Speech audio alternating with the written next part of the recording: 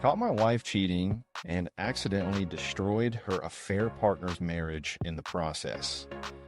I wasn't supposed to come home early. We had this Vineyard B&B honeymoon suite booked for the weekend and everything. But work was slow, so I figured I'd surprise her. Instead, I got the surprise of a lifetime when I found some random guy's truck in my driveway. What happened next led me to expose not just my wife's affair, but also reveal to his wife that her husband had been lying about being single. The whole thing spiraled into this comedy of errors where everyone's secrets came crashing down at once. Let me tell you how one unexpected truck turned me into an accidental marriage detective, a mystery truck detective agency. So there I am, staring at this truck in my driveway like I'm some kind of parking lot security guard.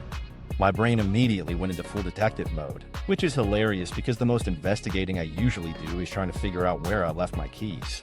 But something about that vehicle just felt wrong. It was too clean, too new, and definitely too unfamiliar.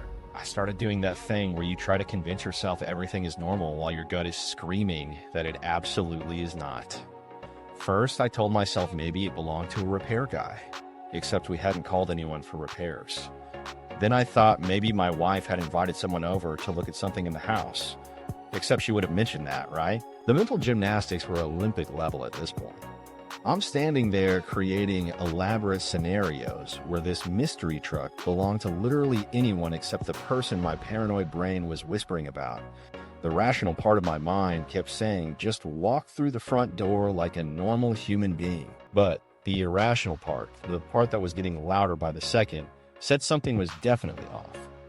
So naturally, I decided to become James Bond in my own driveway. I'm talking full stealth mode, tiptoeing around like I'm infiltrating enemy territory instead of approaching my own house. The absurdity of sneaking around my own property wasn't lost on me, but apparently my brain had other priorities. I crept around the side of the house like some discount action hero, complete with the exaggerated careful steps and probably holding my breath for no reason. The bedroom window was open, which should have been my first clue that subtlety wasn't exactly a priority for whoever was inside. Cheaters really are the worst at being sneaky. They always leave the most obvious evidence lying around, like they want to get caught but are too cowardly to just confess. As I got closer to the window, my heart was doing this weird thing where it felt like it was trying to escape through my throat. Looking back now, all those signs I'd missed suddenly made perfect sense. The late night texting sessions, those after-work drinks that seemed to happen more and more often, and especially those free yoga lessons from her coworker. I'd actually thought it was sweet that someone was teaching her for free. Turns out I was just incredibly naive about what kind of stretching was really going on. But then I heard voices. Not just any voices, but the kind of voices that make your stomach drop straight through the floor. There's something about the tone, the intimacy, the way people sound when they think they're completely alone and safe. It's different from regular conversation. It's softer, more personal, and absolutely unmistakable when you hear it coming from your bedroom while you're supposed to be out of town. I approached that window like I was defusing a bomb. Every step felt like it took forever, and my brain kept offering me escape routes. I could just walk away right now. I could get back in my car and drive away and pretend this never happened. I could call her phone and give her a chance to end whatever was happening before I saw it. But that gut feeling, that terrible instinct that knows things before your conscious mind wants to admit them, kept pushing me forward. The window was right there and I could hear everything now. There was no more pretending, no more mental gymnastics, no more hoping I was wrong. The sounds were exactly what you think they were, and they were coming from my bed, in my bedroom, in my house. The universe really has a twisted sense of timing, doesn't it? I come home early to surprise my wife, and instead, I get the surprise of a lifetime. I looked through that window, and there they were, completely obvious, completely careless, and completely naked on the bed I sleep in every night. It was like walking in on a movie scene, except this movie was my life imploding in real time.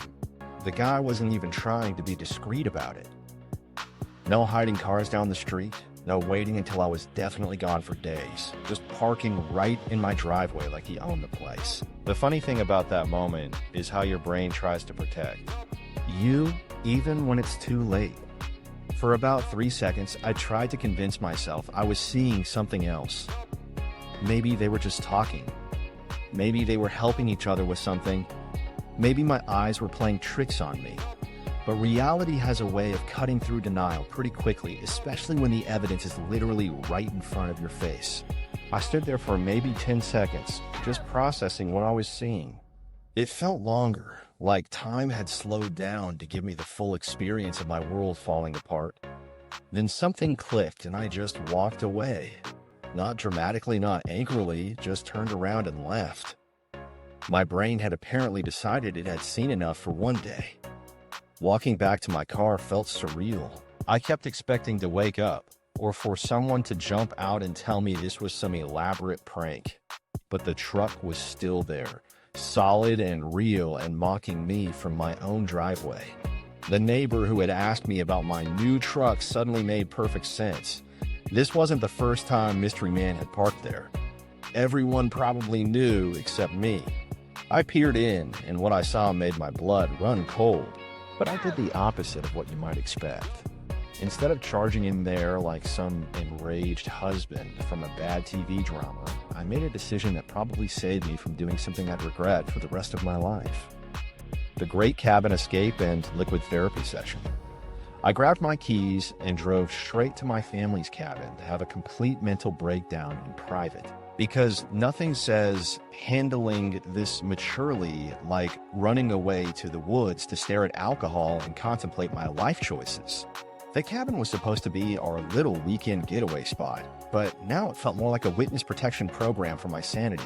I walked into that cabin and immediately spotted the emergency stash of liquor in the cabinet. A full 60-ounce bottle of rum, just sitting there like it was waiting for exactly this moment. I set it on the kitchen table and proceeded to have the most intense staring contest of my life with a piece of glass and some fermented sugar cane, torn between wanting to numb the pain and knowing I needed to think clearly. The logical part of my brain kept saying this was a terrible idea, while the emotional part was screaming that getting completely wasted was the only reasonable response to finding your wife in bed with some random guy. Part of me genuinely believed that if I drank enough rum, I could somehow think my way out of the situation. Like alcohol was going to unlock some hidden wisdom about how to handle infidelity. What really struck me was how desperately I wanted to just turn off my brain for a while. The image of what I'd seen kept replaying like a broken movie projector, and I wanted to find the off switch. Alcohol seemed like the obvious solution, except I knew that temporary numbness would just make everything worse later. The problem would still be there in the morning, except now I'd also have a hangover and possibly some drunk texting to explain. That's when I realized I was in way over my head. I'm sitting alone in a cabin, having philosophical debates with a bottle of rum, trying to figure out what to do about my cheating wife. The situation was so ridiculous that it almost felt like a bad comedy sketch. Except comedy sketches usually have better endings than real-life disasters. I started thinking about all the ways this could go wrong if I made decisions while drunk. I could drive back home and confront them both while they were still together. I could call my wife and say things that would make the situation 10 times worse. I could post something on social media that would embarrass everyone involved. I could call the guy's wife and ruin her life too, assuming he even had one. The possibilities for destruction were endless and terrifying. The funny thing about rock bottom is that it makes you realize how much further you can still fall. I was already dealing with a cheating wife, but I could easily turn this into a situation where I was dealing with a cheating wife plus assault charges, or a cheating wife plus public humiliation, or a cheating wife plus a whole bunch of other problems I hadn't even created yet. So instead of drinking myself into a stupor, I did something that felt completely insane at the time, but was probably the smartest thing I'd done all day. I turned to Reddit for advice, reaching out to complete strangers on the internet. Because apparently, when your world falls apart, the logical next step is to tell your business to thousands of people you've never met. The internet has become the world's largest support group for people having the worst day of their lives. The weirdest part about posting online was how much better it felt to just write it all down. Getting the story out of my head and onto the screen made it feel less like a nightmare and more like something that actually happened that I could maybe figure out how to deal with. It was like verbal processing, except with typing and an audience of anonymous strangers who had opinions about everything. The response was overwhelming. People were sending me advice, sharing their own stories, offering support, and basically proving that the internet isn't just a place for arguments and cat videos. There are actually decent humans out there who will take time out of their day to help someone they've never met work through a crisis. The research confirms I actually received hundreds of supportive messages, and it was exactly what I needed at that moment. I sat there reading message after message from people who had been through similar situations, and it started to feel less like I was the only person this had ever happened to. The advice ranged from practical to ridiculous to deeply thoughtful, but all of it came from people who genuinely wanted to help. Some stranger on the internet cared more about my situation than my wife apparently did. This support was so unexpected that I actually got emotional reading through all the responses. Here I was having the worst day of my life, and hundreds of people were volunteering their time to help me figure out what to do next. It gave me this weird sense of hope right when I needed it most. Maybe the world wasn't completely terrible after all. By the end of the night, I had made a decision. I was going to handle this situation without destroying myself in the process. The rum stayed unopened, the internet strangers had talked me off the ledge, and I had a plan that didn't involve doing anything I'd regret later. Sometimes the best revenge is just not making things worse for yourself. The clarity that came from that night of processing was exactly what I needed. I wasn't going to let my emotions drive me into making stupid decisions. Instead, I was going to be strategic about this whole mess. And as I sat there in that cabin staring at the unopened bottle of rum, I realized I had the perfect opportunity to turn this disaster into something that might actually work in my favor. Brother's fishing trip therapy and romantic sweet switcheroo. The next morning, I woke up with what I thought was a brilliant plan. We had this romantic weekend trip, booked at some fancy vineyard B&B with a couple suite, and my wife was expecting to go. But here's where it gets interesting. I called her from the cabin and told her work needed me to stay another few days to finish up a project. The lie rolled off my tongue so smoothly, it was almost scary. She sounded disappointed, which would have been touching if I didn't know exactly why she wanted me out of town so badly. Then she did something that was so predictable, it was almost insulting to my intelligence. She suggested that maybe her best friend could come with her instead, so the trip wouldn't go to waste. Her best friend. The same best friend who had been conveniently unavailable every time I tried to plan double dates lately. The same best friend who apparently had a very flexible schedule when it came to last-minute romantic getaways. The audacity was genuinely impressive.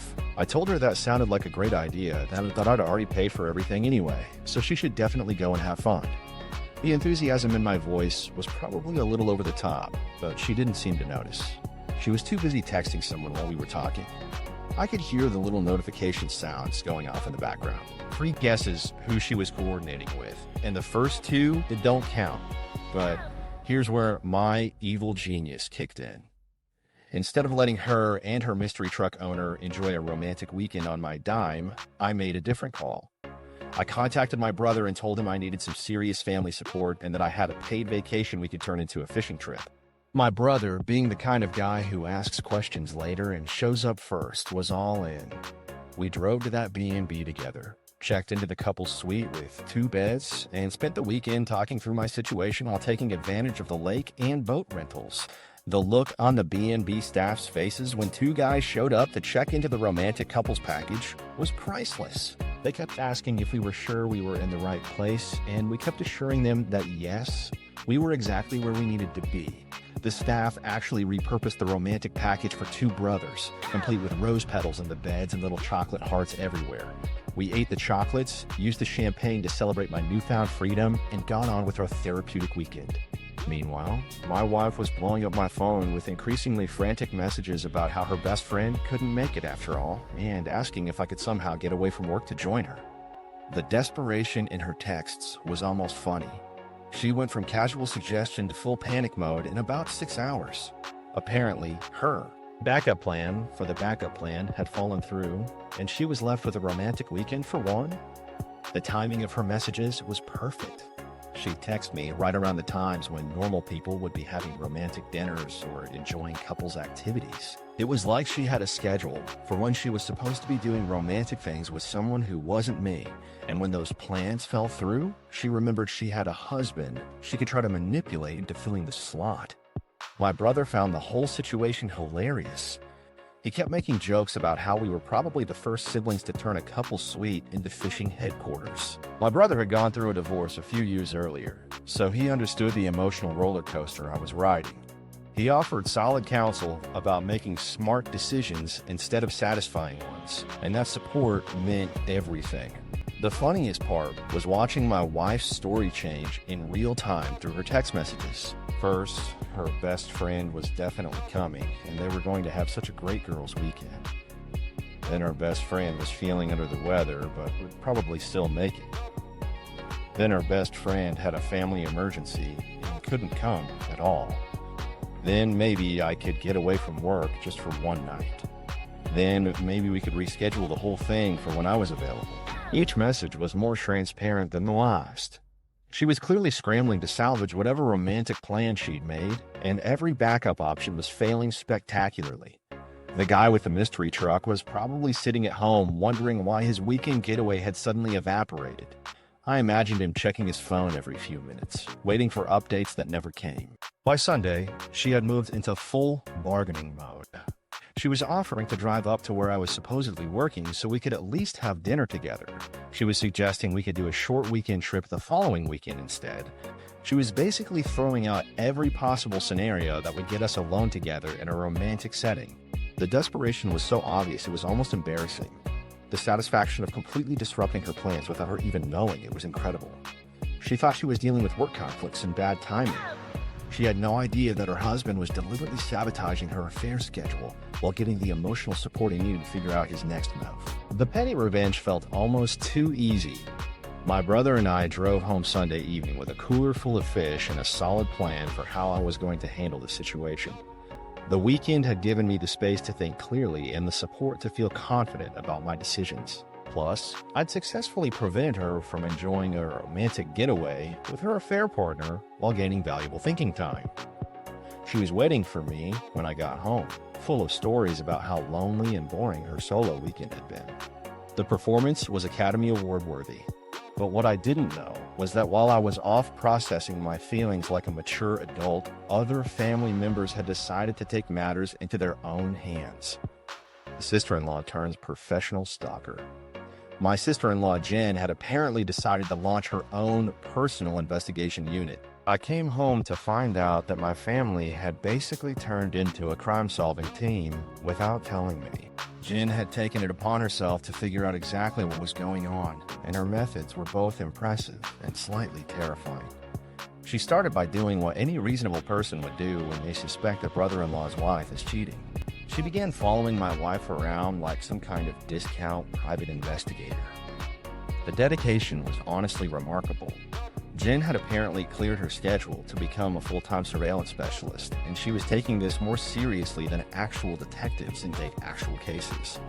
The funny thing about affairs is how they turn everyone in the family into amateur sleuths. Suddenly, every family member becomes convinced they need to gather evidence and solve the mystery. It's like infidelity activates some kind of detective gene that makes ordinary people think they're qualified to conduct undercover operations. Jen had fully embraced this role and was treating it like her new career. She told me she'd been watching the house on days when I was supposed to be out of town. The mystery truck had become a regular fixture in my driveway, showing up with clockwork precision whenever my work schedule took me away. Jen documented his visits and discovered he had a wife and kids. The affair partner wasn't just some random single guy. He was married with a family. The revelation that this guy had his own wife and kids at home made the whole situation 10 times more complicated and 10 times more infuriating.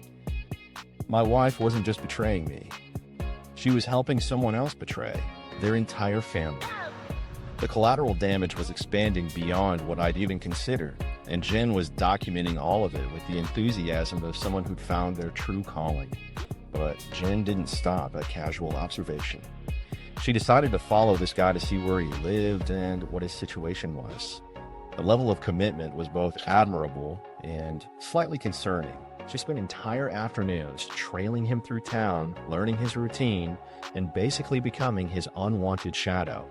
The guy had no idea he was being stalked by someone's determined sister-in-law. During one of these surveillance missions, Jen discovered the apartment complex where he lived. She watched him go into a unit that clearly wasn't set up for a single person. There were family photos visible through the windows, kids' toys in the yard, and a woman who came home later that evening. Everything clicked into place about why he was so comfortable parking in my driveway like he owned the place. Jen's detective work reached its peak when she managed to get photographic evidence. She'd positioned herself strategically to capture my wife and her affair partner together, and the pictures were absolutely damning. Not subtle, not ambiguous, but clear proof that there was no innocent explanation for any of this. The photos showed them acting like a couple, completely comfortable and obviously familiar with each other. The evidence was so overwhelming that it left no room for doubt or denial. When Jen showed me these pictures, my mixed feelings about her unsolicited investigation suddenly became very clear.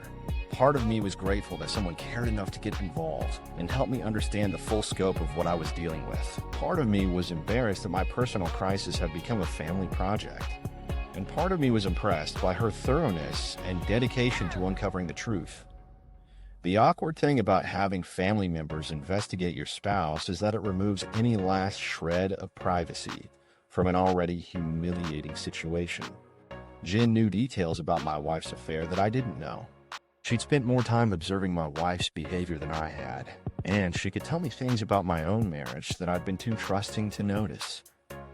It was helpful and mortifying at the same time, but the photographic evidence was the final piece I needed to accept that there was no going back from this. Seeing my wife with another man in pictures made it impossible to maintain any hope that this was just a temporary mistake or a moment of poor judgment. The images showed two people who were clearly involved in something ongoing and serious. What struck me most about Jen's findings was how obvious everything had been to everyone except me. The affair partner's regular visits, the timing that coincided with my work trips, the way my wife's behavior had changed over the past few months. All the signs had been there for anyone who was paying attention, and apparently everyone had been paying attention except the person who should have been. The pictures also revealed how careless both of them had been about hiding their relationship. They were acting like they had nothing to worry about, like they were completely safe from discovery. The guy was parking in my driveway in broad daylight, and my wife was greeting him at the front door like they were an established couple. The lack of concern about getting caught was almost insulting. Looking at those photos, I realized that the confrontation I'd been avoiding was inevitable. There was no more room for doubt, no more hoping I was wrong, no more trying to find innocent explanations. Jen's amateur detective work had provided me with irrefutable proof that my marriage was over. The only question left was how I was going to handle ending it. The funny thing about cheaters is that they never realize how obvious they are to everyone around them. But even with all this evidence staring me in the face, I still wasn't ready to have that conversation. Apparently, my family had noticed my continued avoidance and decided I needed a different dinner party, except Sharon sprung a casual pasta dinner that turned into therapy. The setup was so obvious it was almost insulting, but I was too emotionally exhausted to put up much resistance to their amateur intervention tactics. I walked into that dinner expecting normal conversation about work and weekend plans, but instead found myself sitting across from a woman who was clearly trained to read people's emotional states like a roadmap. Sharon had this way of asking casual questions that weren't casual at all, and before I knew it, I was spilling details about my situation between bites of pasta.